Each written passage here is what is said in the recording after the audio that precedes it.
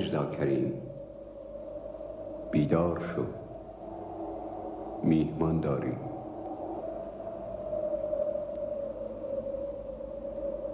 میرزا کریم بیدار شو، میهمان داری. مردی صالح را می آورند که به جور کشته شده. او را به دقت غسل بده و کفن کن و به خاک بسپار. بدان که در کجا به خاکش می سپارند. آنجا روزی زیارتگاه مردم خواهد شد.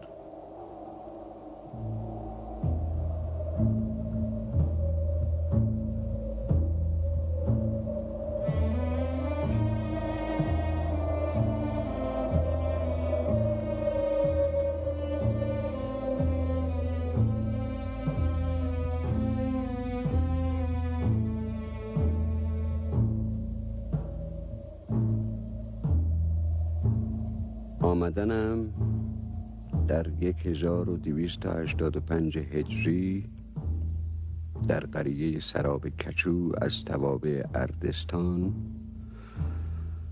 و رفتنم 75 سال بعد در خاف خراسان.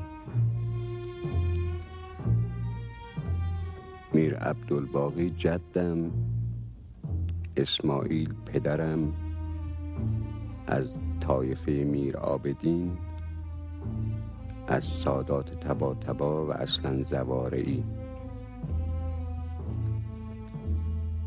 شغلشان منبر و تبلیغ احکام خدایی. در مهاجرت جدم به قمشه در جنوب اصفهان همراه ایشان بودم در 6 سالگی و به جهت تربیت. 14 سال از سن صباوتم گذشت که جدم مرحوم شد.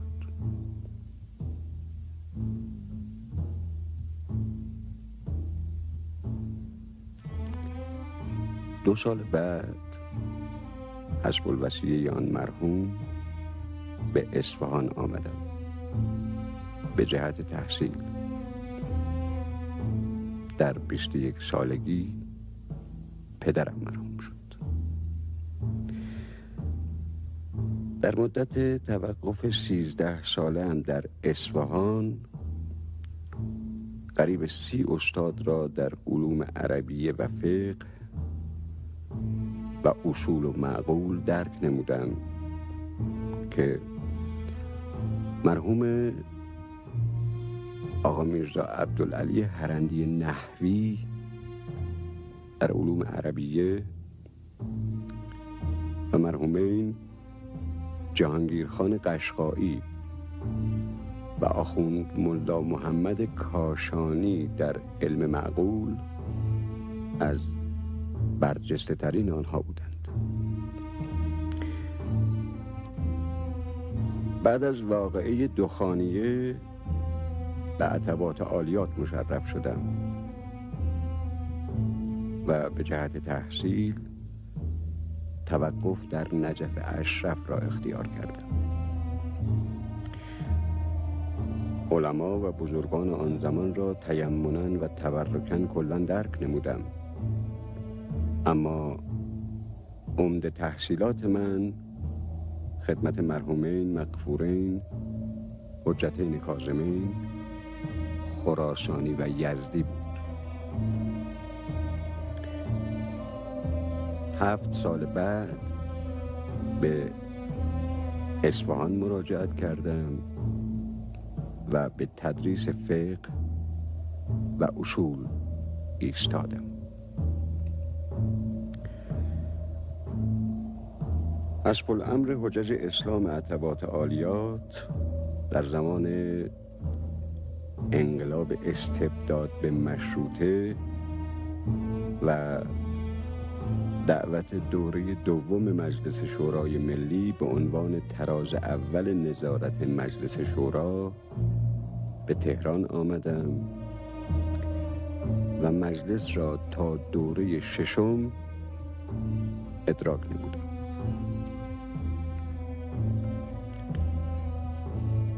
دو سال مهاجرت کردم در جنگ عمومی با مجاهدین ایرانی که به عراق عرب، سوریه و استانبول منتهی شد. و اما 2 دفعه مورد حمله شدم. اولی در اصفهان در نیمروز با 4 تیر تفنگ ناموفق، دومی در تهران جنب مدرالار که اول آفتاب آمدند، 10 نفره و مسلح و فقط 4 تیرشان کاری شد که حقیقتاً تیراندازان قابلی بودند، اما مشیت الله سبب را بی اثر کرد. ولا حول ولا قوة الا بالله العلی العظیم.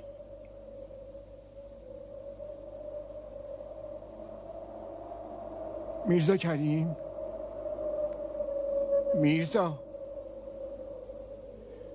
میرزا کریم، بیدار شو.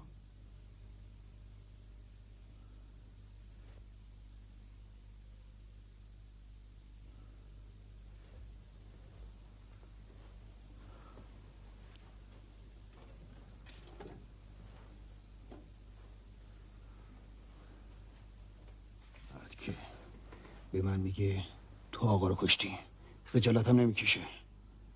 کی؟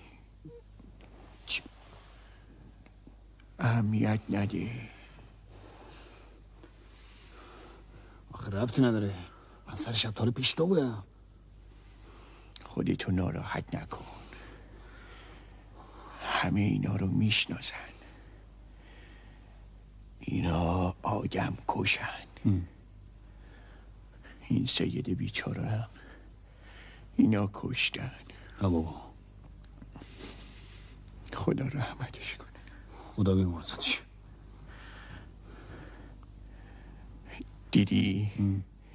دیدی چطور شالا عمامش کنار دستش افتاده بود؟ خب چی؟ در صورتی که من هر وقت آقا رو میدیدم که خوابیده، شالا عمامش زیر سرش بوده. اگرم حرف بزنیم میندازن گردن خودمون. من که سکوت نمیکنم، یعنی وجدانم قبول نمیکنه. به هر کی برسم میگم که این آقا رو کشتم. منم میگم، اما بعد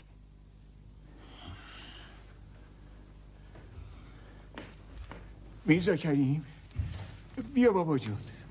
چه خبره این وقت شب؟ میرزا کریم، این سید تو شهربانی مرده. بیا غسلش بده و کفنش کن.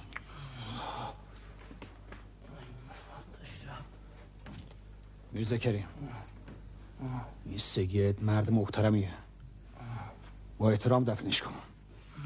آخه این وقت شب دستوره، دست ما که نیست.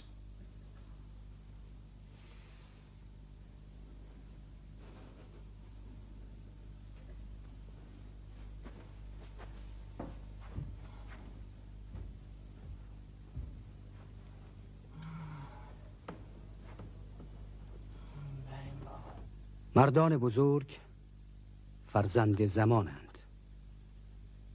این مردان هرگز نمی میرند، چرا که قبر اونها قلوب مردمه. اگر جسمشون روزی خاک بشه، اما روح بزرگ و جان روشنشون همیشه پرتو افکنه.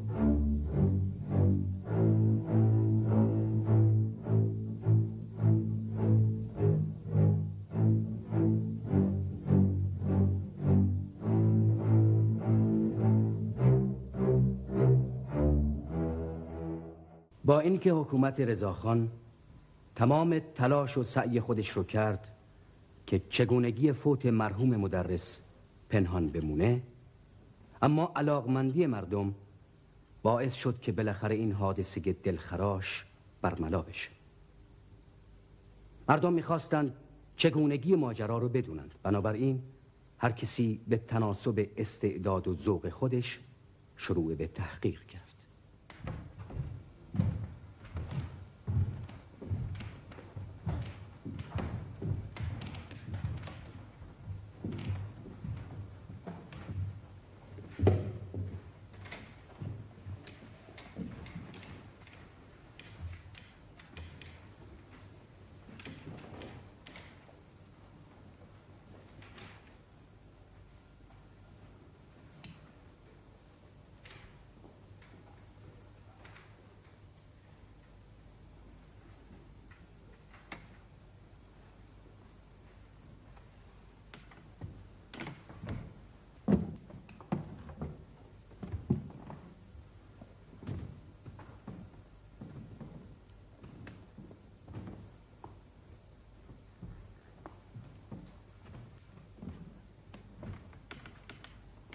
حدود 6 سال از فوت مرحوم مدرس میگذره.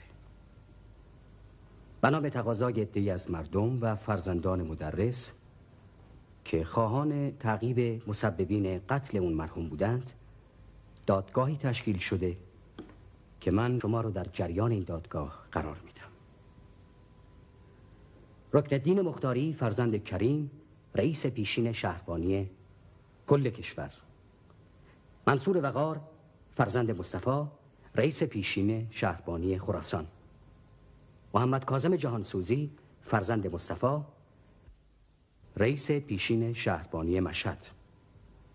محمود مستوفیان فرزند محمد، رئیس پیشین شهربانی کاشمر.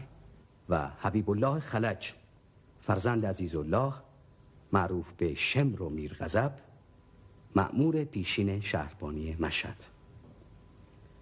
این آقایون متهمند که مرحوم سید حسن مدرس رو که از سال 1307 در رود و خاف به صورت تبعید به سر می برد، در شب 10 آذر 1316 در کاشمر به قتل رسوندند. بهتر ماجرا رو از زبان کسانی بشنویم که هر کدوم به نوعی در جریان واقعی این قضایا شرکت داشتند.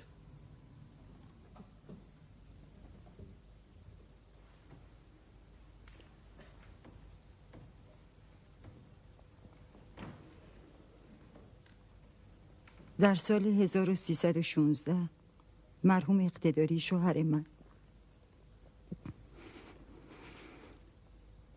که رئیس شهربانی کاشمر بود به مشهد حرکت کرد.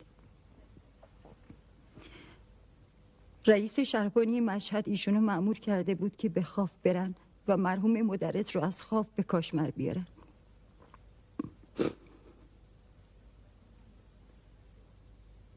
بنابراین من به کاشمر رفتم و مرحوم اقتداری به خاف رفت.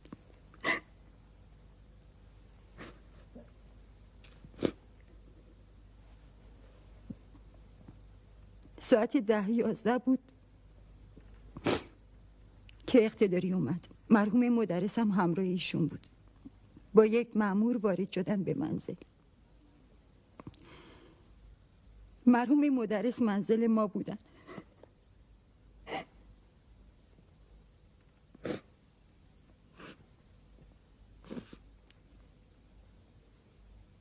اقتداری برای ایشون یه خونه اجاره کرد نزدیک اداره شهربانی و ایشونو منتقل کردن اونجا.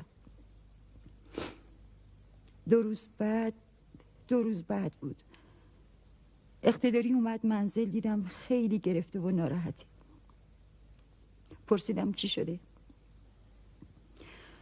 ابتدا چیزی نگفت. وقتی خیلی اصرار کردم گفت یه دستوراتی راجع به این سید بیچاره و از بین بردنش رسیده که نمیدونم چه کنم. گفتم ممکن استعفا بدین. ایشون گفتن همین خیالم دارم و استعفا دادن.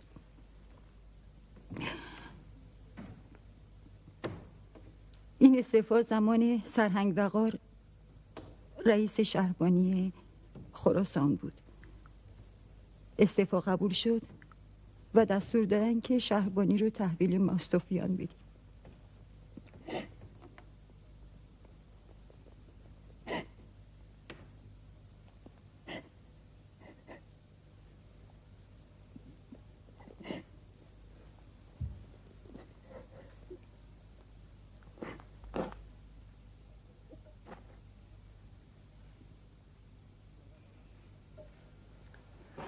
یاور جهانسوزی در 7 آذر 1316 وارد کاشمر میشه. به مستوفیان دستور میده علاوه بر کارهای اداری که داری، مسئول مراقبت از جان مدرسم هستی، به طوری که هیچ کس، حتی مأمورین شهربانی هم، حق ملاقات و گفتگو با او رو ندارند. هیچ کس نباید بدونه زندانی کیه و به چه علت در بنده.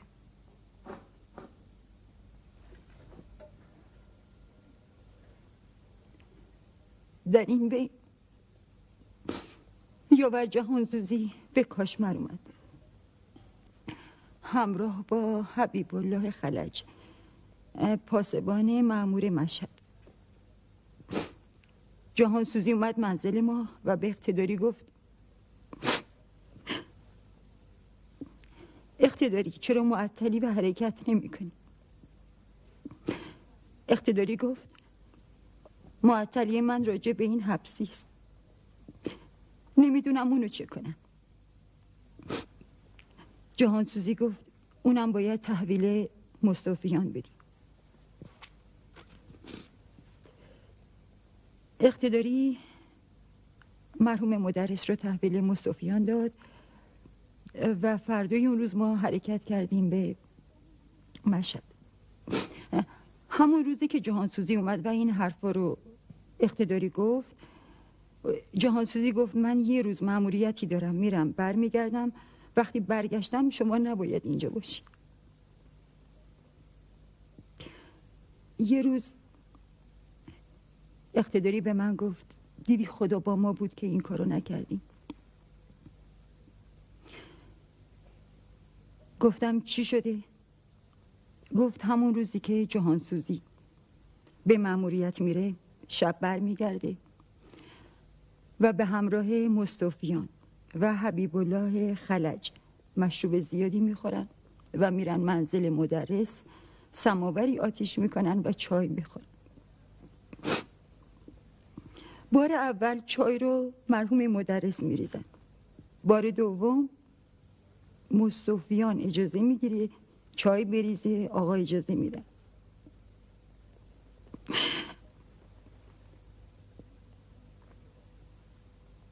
مستوفیان چایو میریزه، دوای سم میریزه، میخورن. بعد از این مدتی وقتی میبینن سم اثر نکرده، جهانسوزی بلند میشه، به مستوفیان اشاره میکنه و از اتاق خارج میشه. مستوفیان شال آقا رو از گردنش باز میکنه، تو دهنش میکنه و خفش میکنه و همون شبانه دفن میکنه.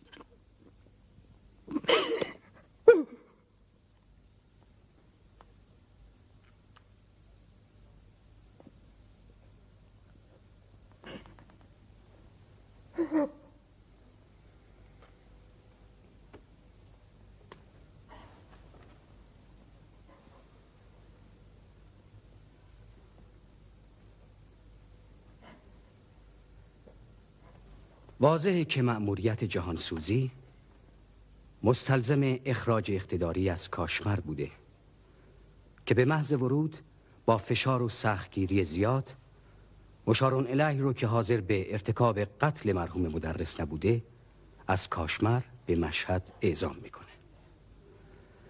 مستوفیان هم در همون روز تحویل گرفتن مدرس گزارشی میکنه مبنی بر این که 2 روز مرض مدرس شدت پیدا کرده، در صورتی که 2 روز قبل مدرس در اختیار اقتدار نظام بوده و اگر کسالت مدرس شدت پیدا کرده بود باید اقتداری گزارش اون رو میداده.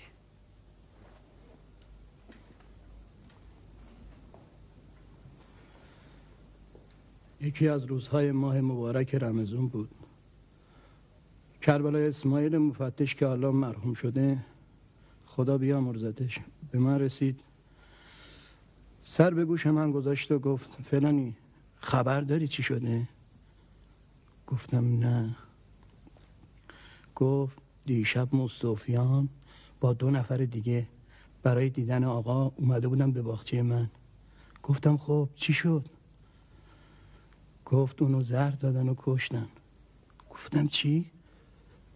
گفت اونا زهر رو ریختن تو چای آقا، اما هرچی منتظر بودن دیدن زهر اثر نکرد. شال آقا رو انداختن به گردنش و خفش کردن. بعدم برای اینکه کسی نفهمه مصطفیان دستور میده جنازه آقا رو شبونه ببرن قبرستون و دفنش کنن. یادم میاد میرزا هادی قصالم میگفت خدا بیامرزه اونم فوت کرده. موقع غسل دادن آقا دیده بود که گردن و بدن آقا سیاه بوده، مثل اینکه شکنجهش هم داده بودن.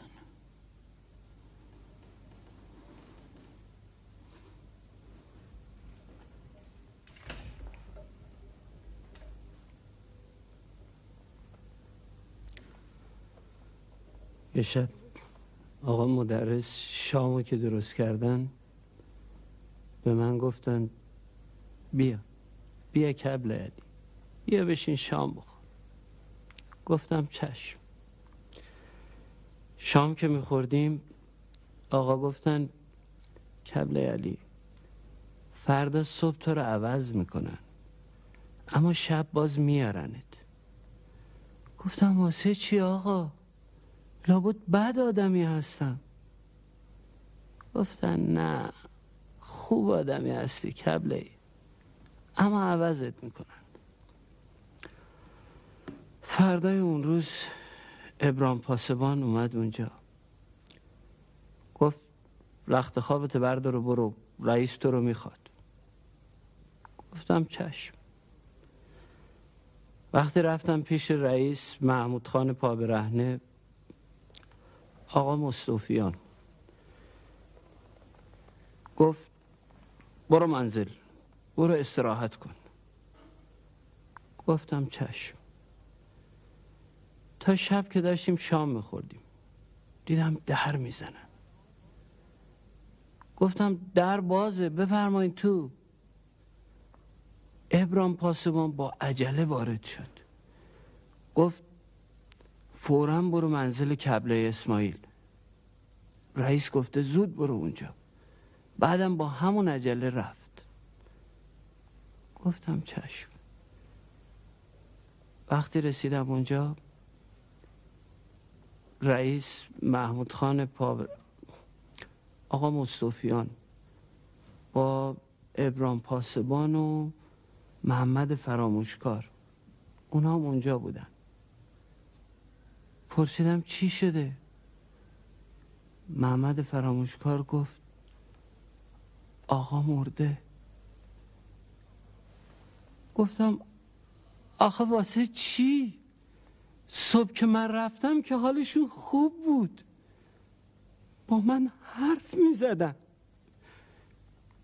گفت خب دیگه میگن مرده. فقط دیدم لب زیریشو گاز گرفته بود.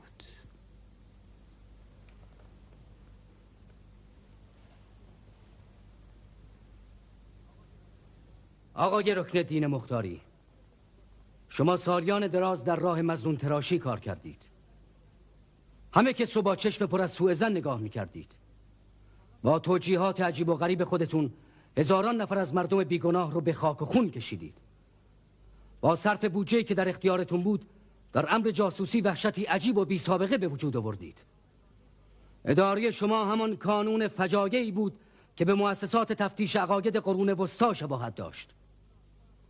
آیا اصولاً اگر کسی گناهکار و مجرم هم باشه و بیش از 70 سال از عمرش گذشته باشه طبق قوانین بین المللی رو میکشند؟ بله، طبق قوانین بین المللی نه. آیا قوانین ایران درباره سید وطنخواه و با ایمانی که بیش از 70 سال از عمرش گذشته و تمام عمرش رو در راه آزادی و ایمان تلاش کرده و جز این هم گناهی نداشته چه پیش بینی کرده؟ به این شکل که شما میگویید ما قانونی نداریم.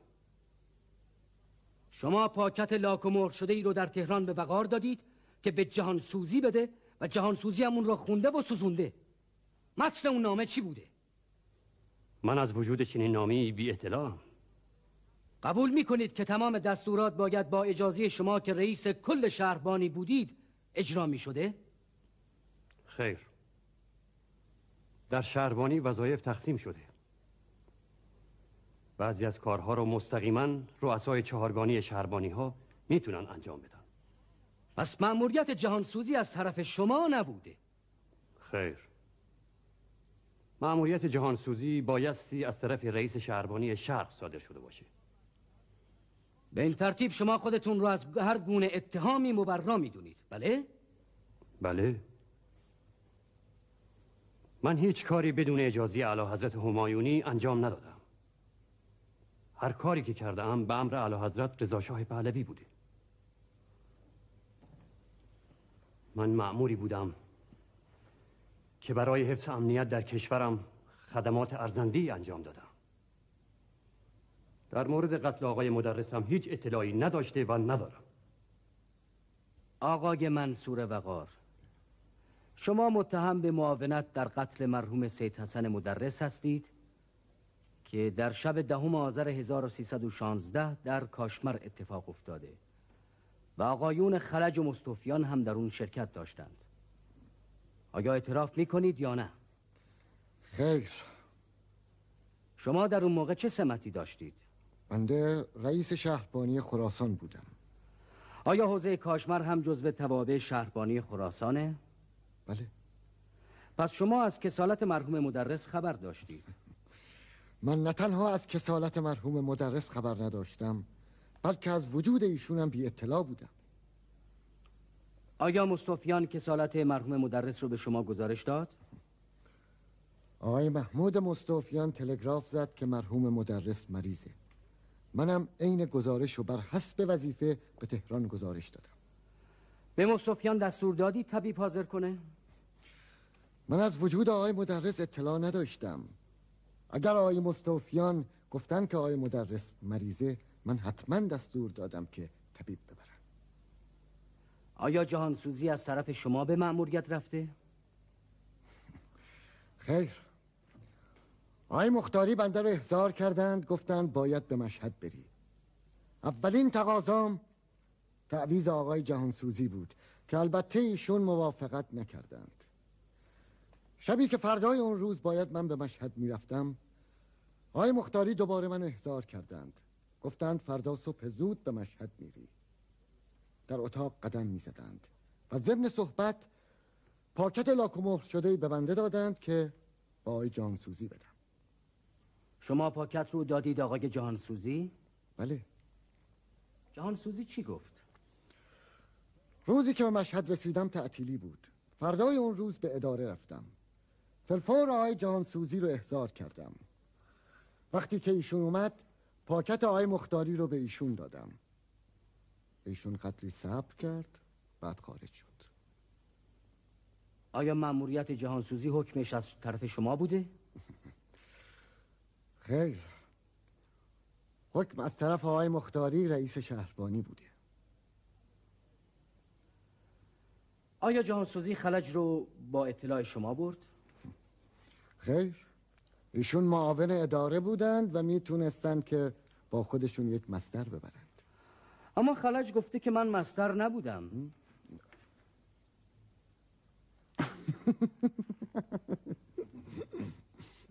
سابقا بوده. آیا جهانسوزی از مأموریت خودش گزارشی هم به شما داد؟ بله. یک گزارشی راجع به خرج و مخارج خودشون دادند که من هم دستور دادم هزینه سفر ایشون رو پرداخت کردند. آخه چطور ممکنه یک نفر از مشهد به بازرسی اعزام بشه و نتیجه عملیات خودش رو به رئیسش گزارش نکنه؟ آقا، اصل قضیم از من پوشیده بود چه برسه. بسیار خوب. آیا بقیده شما مرگ مرحوم مدرس چه صورتی داشته؟ طبیعی بوده یا غیر طبیعی؟ والله اعلم.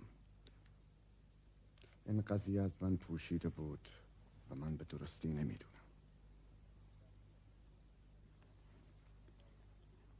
والا نزدیک غروب بود. من برای خوردن افطار و سحری چون از رئیس اجازه گرفته بودم رفتم منزل. تقریبا ساعت نزدیک 4 بود که برگشتم. از ابراهیمی پرسیدم که کسی نیامد اینجا، اتفاق نیفتاد. گفت نه، ولی سید بیت شجاعی و رئیس و چیز خانه شمر، حیوال خانه شمر اومدن رفتن تو اتاق آقای مدرس.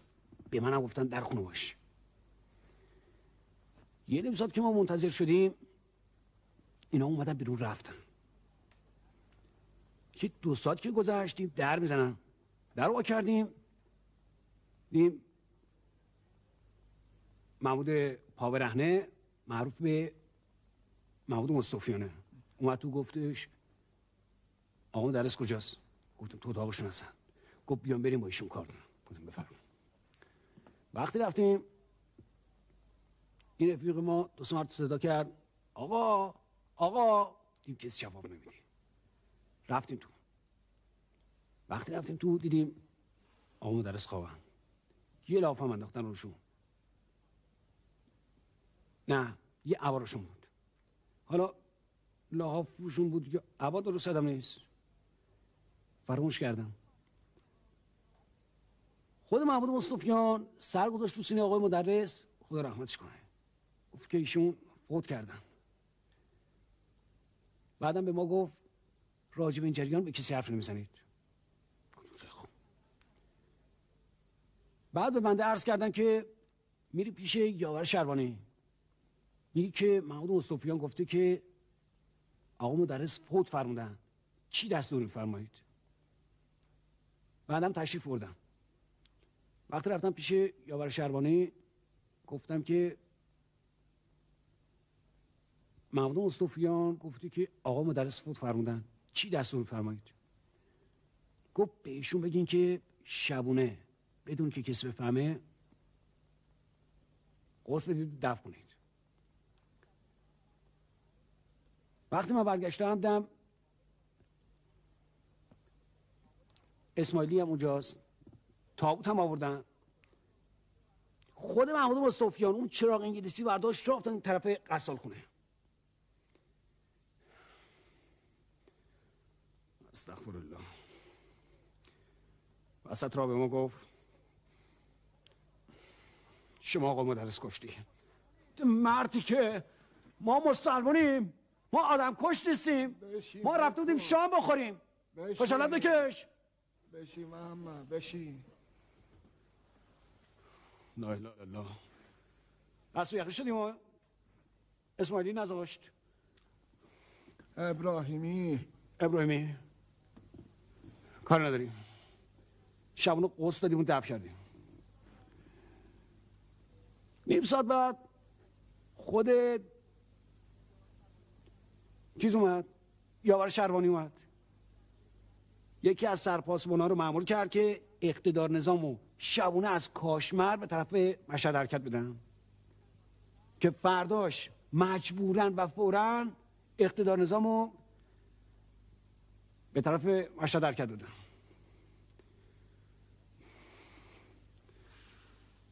یادم میاد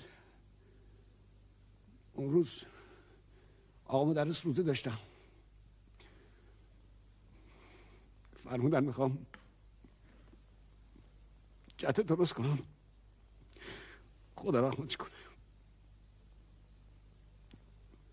خدا رحمتش کنه.